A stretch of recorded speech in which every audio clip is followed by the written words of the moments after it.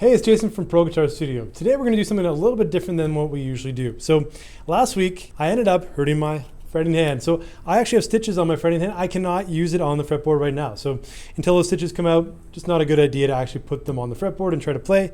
And I need some time to recover. So in the meantime, I have to do something to practice. Now, some people might feel discouraged at this point. I totally get it, and not want to do anything, maybe not practice at all, sort of wait till it heals.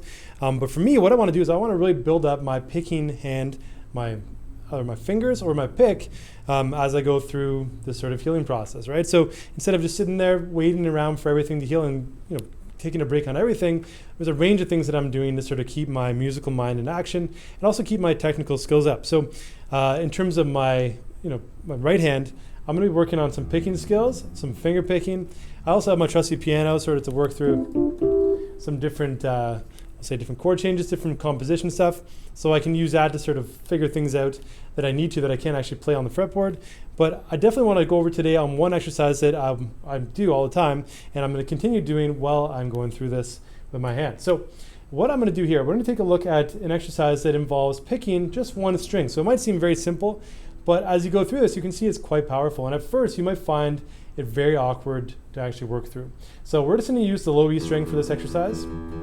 This video is going to be super short today because I'm just showing you this one exercise that I use all the time, I've used for years, to really help build up my note division skills. Okay, so we're going to basically take one beat, so one metronome beat, and I have it set at 80. So in a second, you're going to hear an example. I'm going to play it for you so you can actually hear me go from every single thing I'm going to talk about in just a second.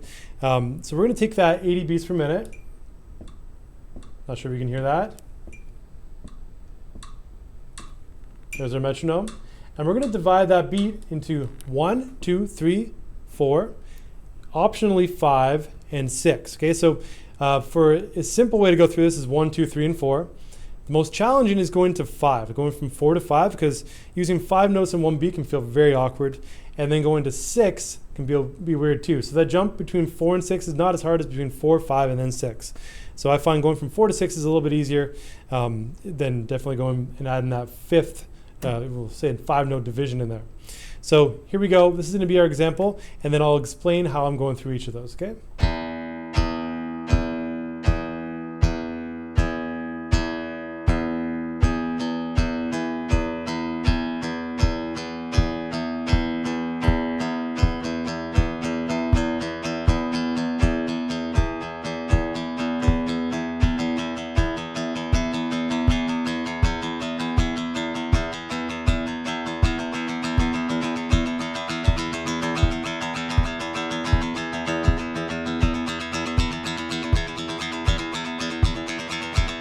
All right, now that you've seen the example, what you'll notice is that as I transition from different note values, you might hear some slight changes. You might hear actually, we'll say momentarily, a second of me adjusting to that new division.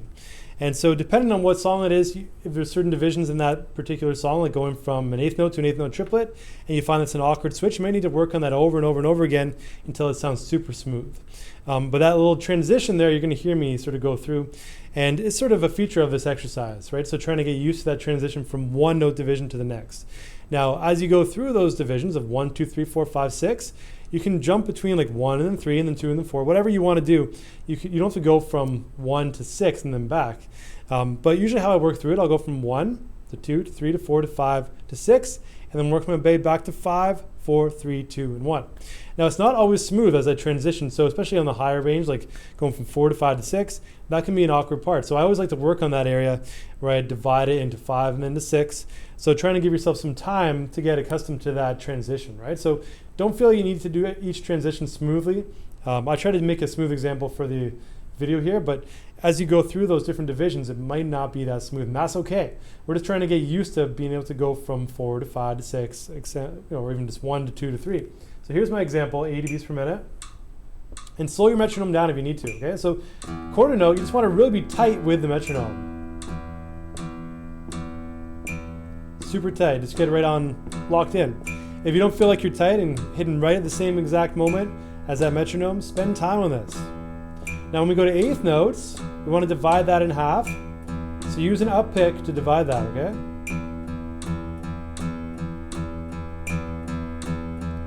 triplets, we're going to divide that into 3.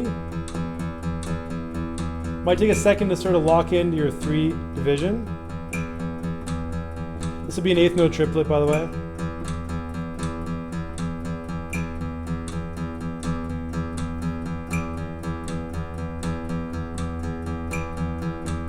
One, two, three, 1, 2, 3, right? And then 4. 1 E and a 2 E and a 3 E and a 4 E and a. And so spend more time, like in the video example, I just locked in really briefly. I think I did 2 measures of each. Go as long as you need to really feel tight with that. And the next one, optional, okay? So 5, you don't need to feel like you have to do this. 1, 2, 3, 4, 5, 1, 2, 3, 4, 5.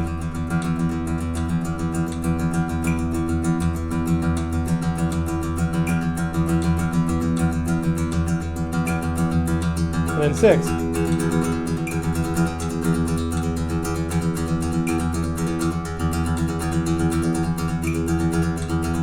Slow your metronome down if you need to.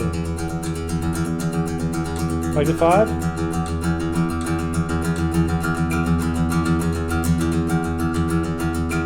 4. 3.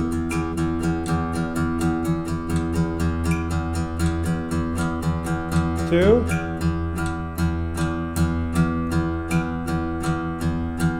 And 1.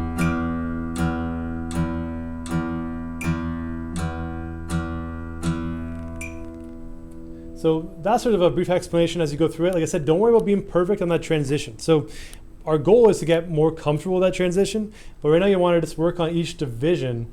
And the 16th note triplets can be quite tough, especially at 80. So if you find that sort of awkward to lock in, feel free to slow it down. Like 60 would be a lot easier. Let's see, here's 60. So here's the 16th note triplets.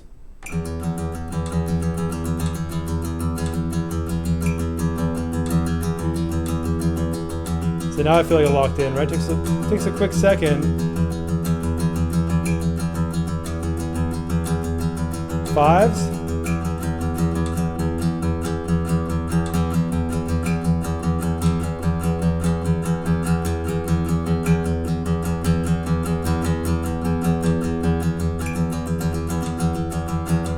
So you lock it into 16th note triplets. Takes me a quick second there again. 5s.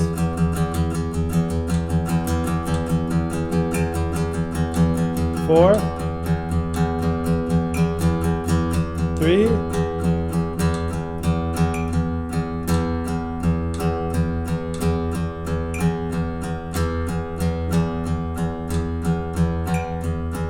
2.